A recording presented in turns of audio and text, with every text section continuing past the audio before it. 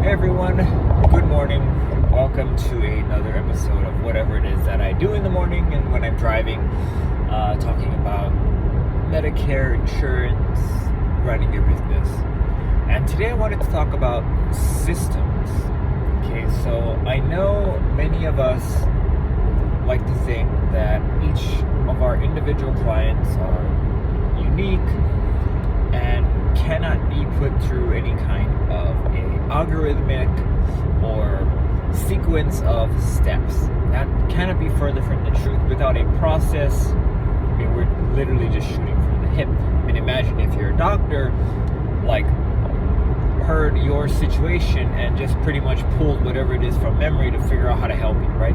Doctors have a process, lawyers have a process, another financial planner, I had a process, information intake. So you need to have a process of kind of steps. And then from there you can formulate ballpark, narrowing down the different types of recommendations you're going to have. And then from there, based on the client's unique perspective and circumstances, you can go ahead and kind of drill down recommendations, right?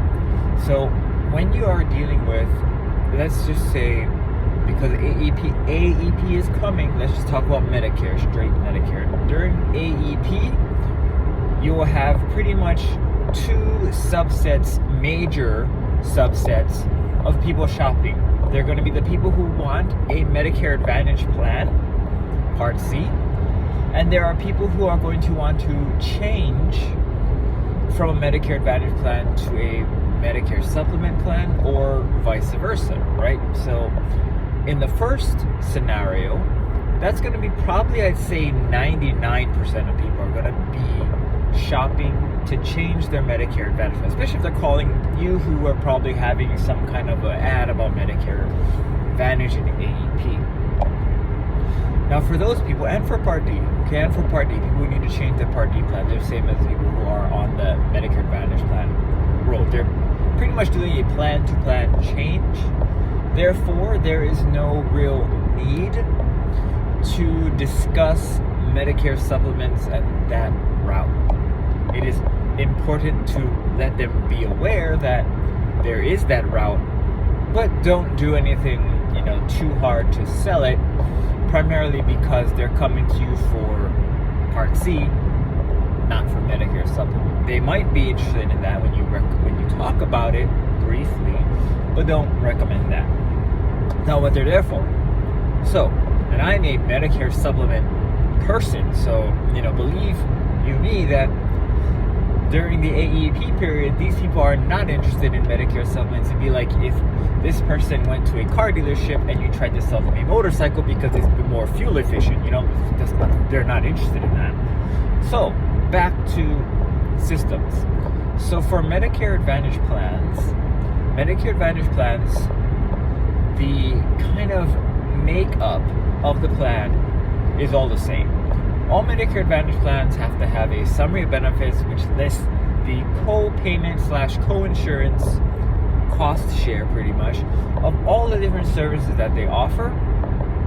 In addition to that, they have a physician network.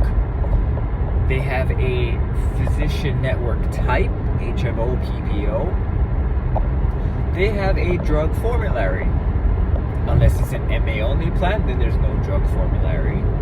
And then they also have the additional added type benefits like your gym memberships, your dental, your vision, over-the-counter bonuses, etc. Right? So that's pretty much the entire makeup of the plan. And what you as the agent need to kind of fish out of them, because they may not really know what is that important to them, and they may not know how to rank what's important to them. So your main job is to really kind of hone in on the pros and cons of each and get their perspective on the pros and cons of each. Because someone might say, oh yeah, gym membership is great. I would love to go to 24-hour fitness. And they've been on a plan that offered 24-hour fitness for the last 5 years and never went. How important is that to them? probably not very important. But what's more important maybe is that the doctor that they've seen for the last 10, 20, 30 years is in the plan. That might be really important to them. Or that they don't have to get a referral when they go to see specialists because they have a ton of them. Or that the plan covers maybe another state because they're 2 or 3 months of the year they're traveling.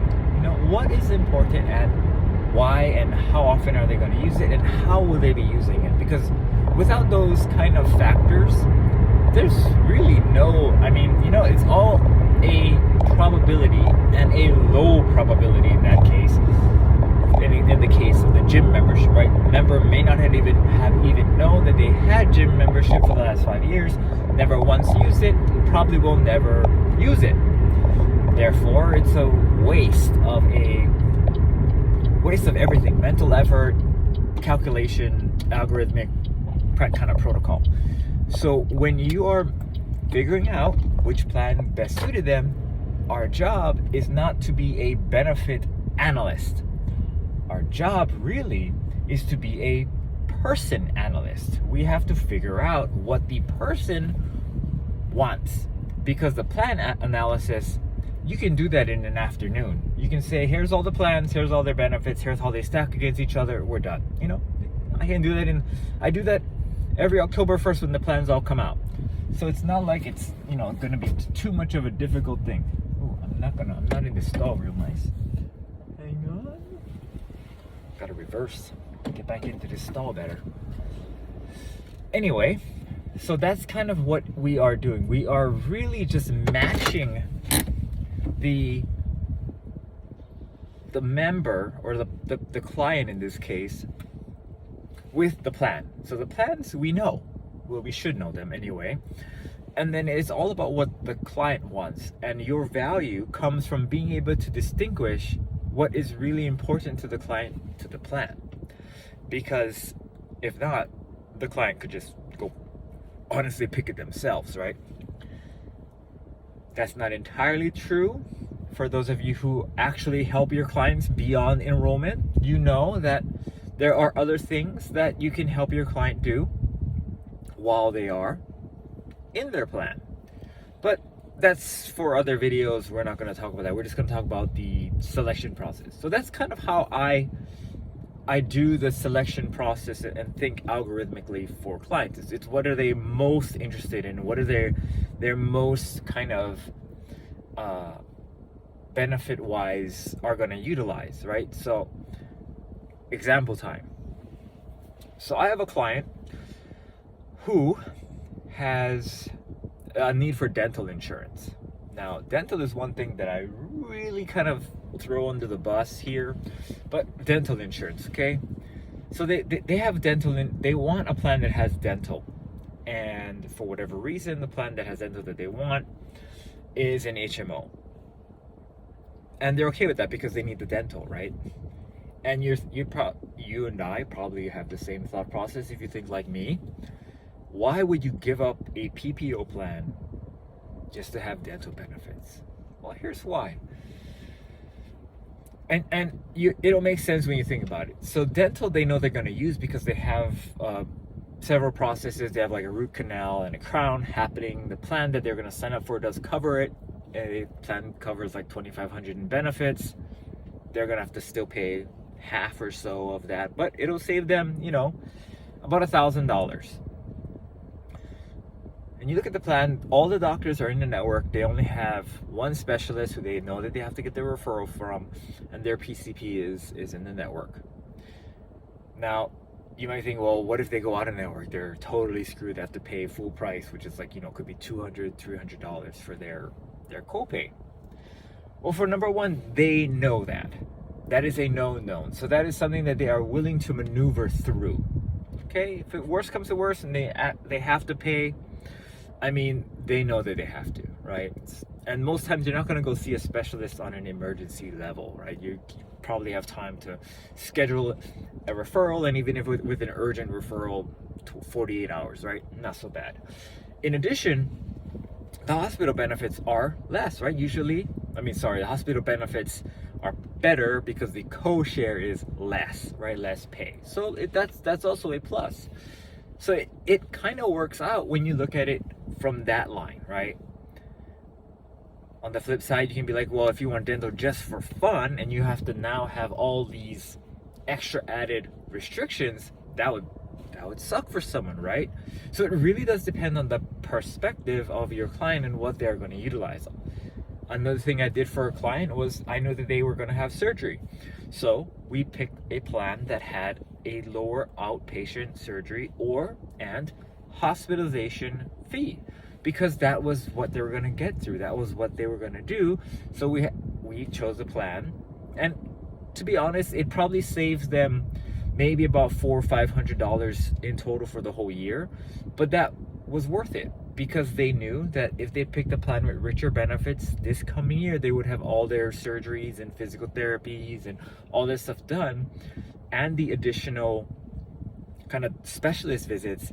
Having a plan that cost an additional $50 per month or $600 per year, saving $500 in the hospital and the pretty much $15 per specialist visit, $15 savings per physical therapist visit, that would in total save them money. And that's kind of how they wanted to juggle those benefits, pay it throughout the year versus paying it, having a larger payment due at one time.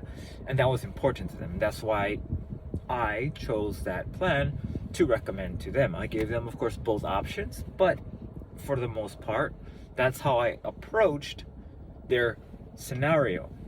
Now, you as a Medicare agent, a specialist, that is how you should be approaching these plans. Not, look at this plan, it's $0 per month, the doctor office visit is $5, that's less than it is on your current plan, why don't you join this plan? Does that sound familiar? I hope it doesn't. But that's not how you should be doing. You should be saying, hey, what are your concerns? What do you value? Why do you value it? And how are you going to use the plan?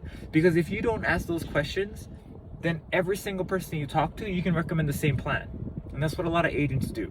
Don't do that, okay? I'll see you in the next video. I gotta go shopping. Have a great week. Do great things, and I'll see you later.